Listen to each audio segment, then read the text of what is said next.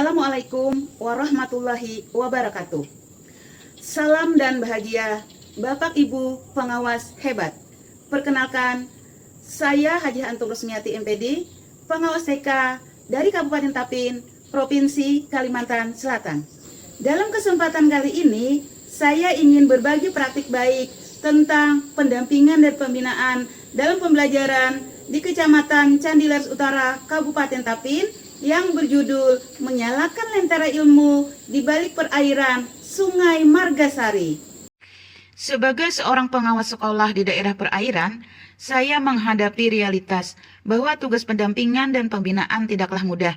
Selama 10 tahun menjadi pengawas sekolah, saya sudah menyusuri perjalanan dari kota Kecamatan Margasari ke arah hilir Sungai Margasari sampai ke TK Harapan Ibu dan SDN Kaladan 2 yang ada di Desa Kaladan yang berbatasan langsung dengan Kabupaten Barito Kuala. Kemudian arah ke hulu Sungai Margasari sampai ke TK Makarsari dan SDN Sawaja yang ada di Desa Sawaja yang berbatasan dengan negara Kabupaten Hulu Sungai Selatan. Situasi yang saya hadapi cukup menantang. Untuk mencapai salah satu sekolah binaan, saya harus menempuh perjalanan dari rumah di Rantau dengan sepeda motor di Jalan Poros Provinsi Margasari Rantau yang kini menjadi jalan alternatif dari hulu sungai ke Banjarmasin selama kurang lebih 1 jam atau sekitar 30 km untuk sampai di Kecamatan CLO. Setelah itu menyeberang jembatan Margasari, lanjut melewati jalan berbatu dan berdebu menuju arah makam Datuk Kabul sejauh 4 km. Lanjut menyusuri jalan seperti trotoar, banyak berlubang, penuh rumput kanan kiri jalan, dan melewati banyak jembatan yang sangat ekstrem karena ada terbuat dari batang galam atau dari kayu ulin, tapi berlubang dan papannya ada yang lepas. Sebelah kanan jalan sungai dan sebelah kiri persawahan. Bila berselisihan dengan orang yang bersepeda motor, harus ada yang mengalah, berhenti ke pinggir. Rumah penduduk hampir tidak ada ditemui selama perjalanan, kecuali sudah sampai di suatu desa baru ada perumahan. Setelah kurang lebih 1 jam, perjalanan akhirnya sampai ke TK Kemuning dan SDN Rawana Hilir. Apabila musim hujan, jalan tidak bisa dilalui karena tertutup banjir. Kalau mau ke sekolah di Desa Rawana Hilir, mulai dari Desa Teluk Haur harus menggunakan klotok dulu, baru sampai ke sana. Kalau melalui jalan Sungai Margasari, dari Pelabuhan Margasari kita harus mengeluarkan uang sampai 750.000 untuk sewa kapal yang agak besar. Tapi kalau sejenis jukung mesin ini lebih murah, tapi hanya bisa dimuati 3 orang dengan sopir jukung mesin tersebut. Dan naik jukung mesin ini menakutkan bagi saya yang tidak bisa berenang, karena cuma 3-5 jari saja dari air badan jukung kelihatan. Dalam kondisi seperti ini, saya menemukan sejumlah tantangan, di antaranya adalah keterbatasan akses transportasi membuat saya tidak bisa secara rutin melakukan kunjungan tatap muka sesuai jadwal. Guru-guru di sekolah terbiasa mengajar dengan menggunakan buku tulis, buku gambar, dan LK. Jaringan internet masih bisa digunakan, tapi tidak semua provider internet bisa digunakan. Sekolah-sekolah tersebut memiliki keterbatasan sumber belajar. Guru merasa kesulitan mengembangkan variasi pembelajaran, terutama dengan penggunaan sarana digital. Masih ada guru yang belum menguasai TIK, guru tidak mau keluar dari zona nyaman. Berdasarkan tantangan tersebut, mereka membutuhkan pendampingan intensif dalam menerapkan pembelajaran mendalam dan kontekstual. Penerapan gerakan 7 kebiasaan anak Indonesia hebat yang merupakan bagian dari kegiatan kurikuler. Saya melakukan beberapa aksi nyata, diantaranya adalah pada pertemuan PKG PAUD Mentari Kecamatan Candileers Utara, saya memberikan materi tentang pembelajaran mendalam dan langsung mempraktikkan membuat perencanaan pembelajaran mendalam sesuai dengan komponen minimal RPP pembelajaran mendalam. Alhamdulillah, hampir semua guru TK hadir dan mengikuti kegiatan dengan semangat untuk belajar. Ada yang tidak bisa menggunakan laptop, saya suruh untuk ditulis tangan saja dalam pembuatan RPP.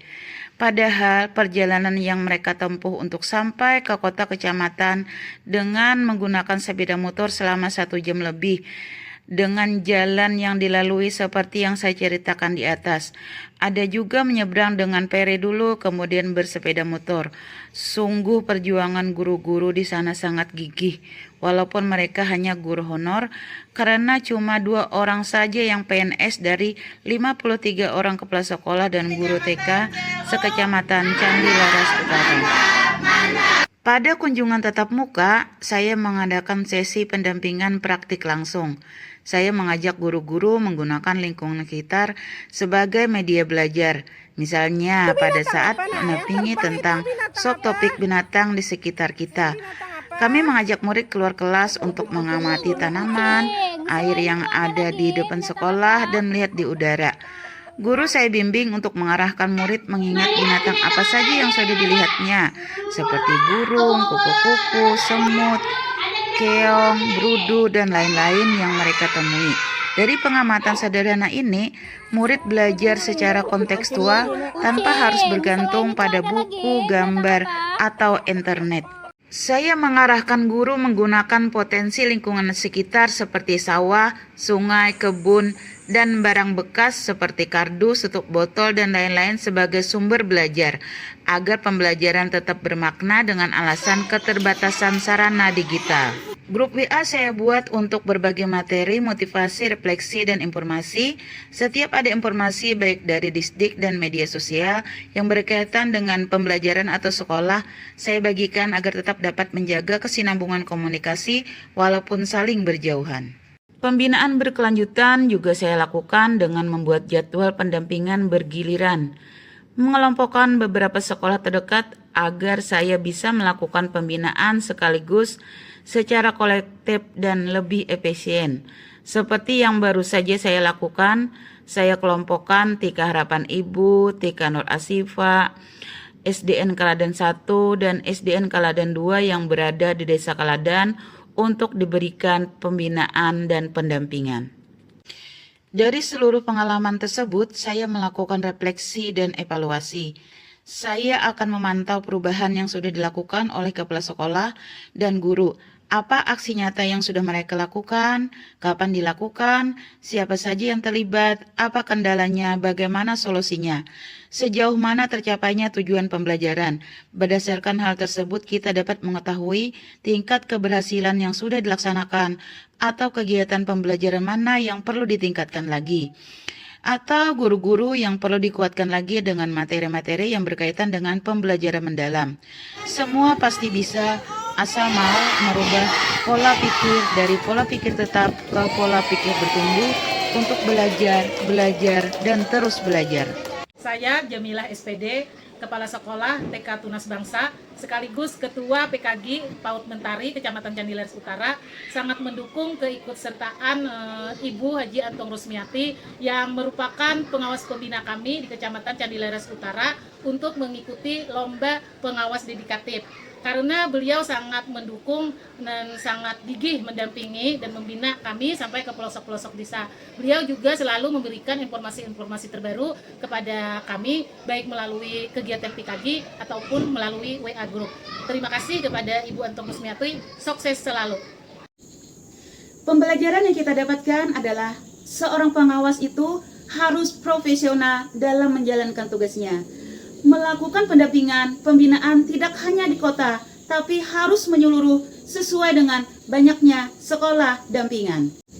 Pendampingan di daerah yang letak geografis yang sulit menuntut fleksibilitas, kreativitas, dan dedikasi yang tinggi.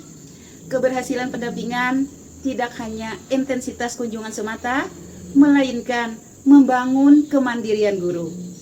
Untuk semangat belajar tidak padam, meski di tengah keterbatasan. Demikian praktik baik ini saya lakukan, dan saya berusaha untuk selalu mendedikasikan diri, mencurahkan tenaga, pikiran, dan waktu untuk melaksanakan tugas demi kemajuan pendidikan.